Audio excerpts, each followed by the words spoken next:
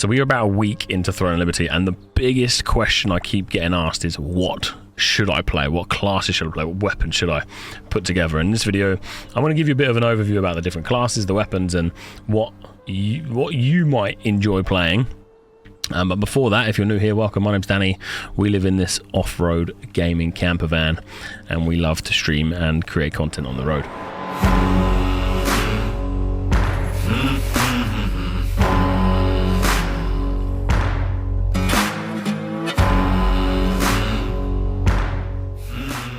Okay, so I'm going to do my best to keep this short and sweet. We're going to kind of break it down into sort of your typical trio, so tank, healers, DPS, and what is kind of like, what are the weapons that kind of go hand in hand with one another. So let's jump into the game. We're chilling out in Starlight Observatory at the moment. The sun's just coming up. This game is absolutely stunning. If you haven't tried it yet, download it. It's free. So let's just do nice and simple here. If you head into the game, you're going to be delivered a bunch of weapons. These are what we have: dagger, sword, greatsword, longbow, crossbow, staff, and wand. And essentially the way the game works is you pick two of these weapons and then you pair them together. So you could take a sword and shield, and you could take a dagger, you could take a staff, and you could take a bow, and depending on what you pick will kind of gear you into a direction of a particular class. So a healer, a tank, or a DPS, or kind of a hybrid of both. Like, what happens in this game is, well, I haven't really seen it happen before. So you could be quite a tanky DPS player, you could be quite a support healer DPS player. It's kind of crazy what you can do with these builds. And the biggest thing to take note of when you're watching the rest of this video, if you keep watching it, is that the way Throne of Liberty works is it's very rock, paper, scissors. So you tend to gear to defend against what's meta on your server. So what's happening on my server could be very different to yours, and could be very different to other creators, or very different to your friends, whatever. Anyway, let's get into the weapons. So I'm personally running sword and shield, greatsword. There's my sword, there's my shield, and hello. There's my greatsword. It's on my back, looking really shiny there. Now I'm sort of going down the route of raid leadery, tanky, but want to try and have some DPS if I want to go into arena on my own. Now, typically in any game that I play, I'm just a full tank. I can't do anything except just take damage. The reason being is we are quite a heavy PvP clan. Most people dislike me. Most people want to see me in the dirt a lot of the time. So if I can take a lot of damage, because a lot of people want to kill me, that's a good thing. So I'm running sword and shield, greatsword. Yeah, that kind of makes me as a bruiser. So let's keep going with the tanks at the moment. So most tanks are going to run sword and shields. It's just what you need to do. You get a lot of defense from it. You get a lot of shield block from it. It's very important. So you can have a sword and shield, greatsword, bruiser style play. You can then take the sword and shield tome, which is going to be like a paladin kind of play. So if we come into our menu here, we can go sword and shield, wand. So what we're going to get out of this is a bunch of healing spells, but there are some offensive abilities here too. At the moment, what we're doing in PvP is large sleep bombs. You can put to sleep sometimes 20, 30, 40 people, which allows your team to move forward. But that sleep bomb also has the ability to drain a lot of damage over time. So if you're solo playing, you can actually do quite a bit of damage with your wand. And then finally, it will be daggers. So you could pair daggers with your sword and shield. Now typically this isn't your typical tank. Your main tank will either be wand or greatsword, but the daggers just allow you to have incredible evasion, which essentially means you can miss a lot of attacks from other players and other mobs. You have a lot of maneuverability. You have the ability to kind of jump into their back line, specifically PvP here, and start to create disruption. In PvE, I don't know if you would want to run this there. I don't know too much of a reason for this. I think if you were more geared to PvE, you'd be running sword and shield time or sword and shield greatsword. Okay, let's take a quick look into our healers. If you are looking to play a healer role, you want to be playing wand and staff, wand and bow, wand and dagger, wand and sword and shield. Now there is a sort of, we'll call it a true healer, and the true healer is going to be wand, and bow. Now, the reason bow is because bow is the only other weapon with healing abilities. You can actually stack quite a lot of healing on yourself, and you also have a couple of healing abilities that spread out to your party as well. So if you want to be a true healer, you play wand, bow. Now, as I was saying just previously, the wand can actually output a bit of damage, so if you're playing completely solo or maybe in a small party, you still can do quite a bit of damage. Now, for example, decisive sniping is one of the longbow's top DPS weapons.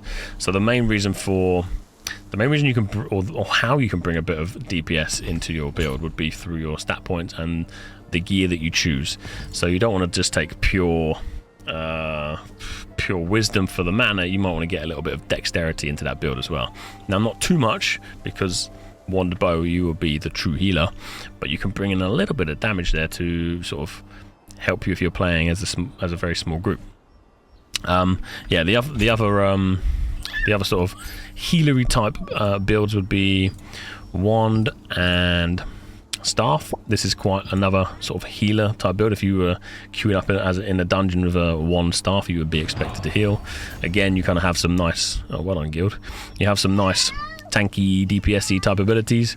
Excuse me, you have quite a few DPS-y abilities on your staff, but then also most of your healing comes from your wand.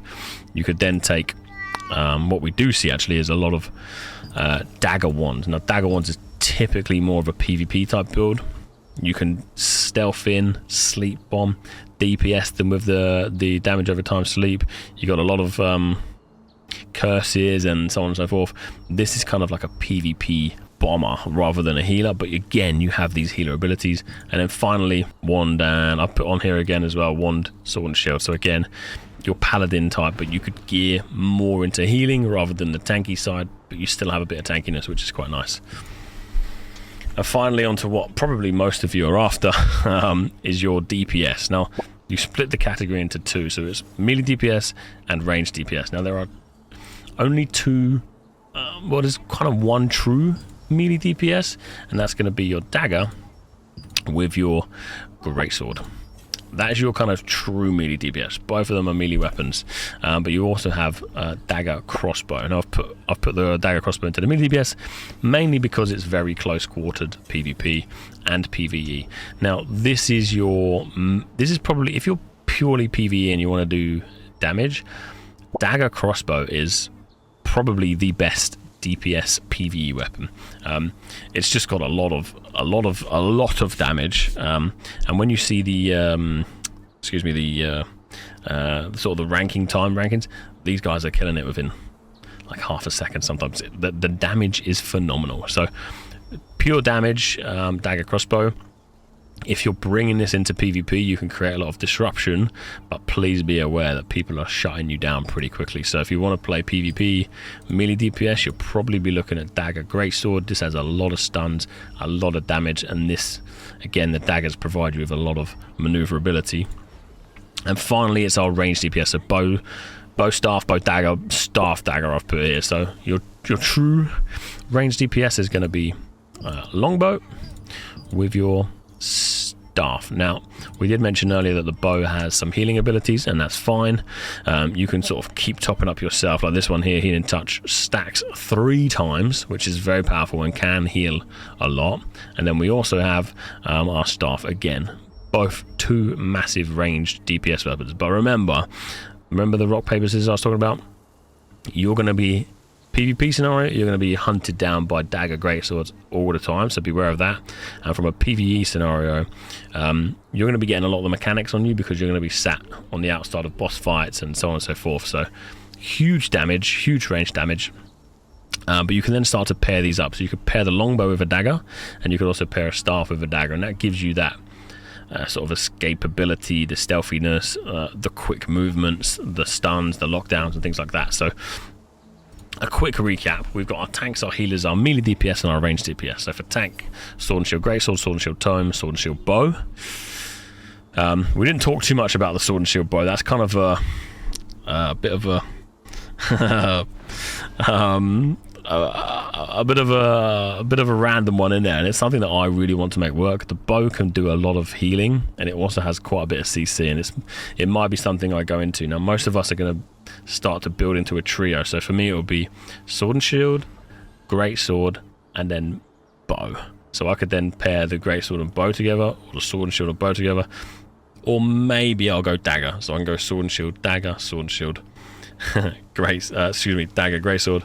But let's see. I'm going to try and persuade myself to go with a bow there, but we'll see. So healer, remember, true healer, one bow, but you can also pair one staff, one dagger, and one sword and shield. Again, sort of more leaning into that paladin type role.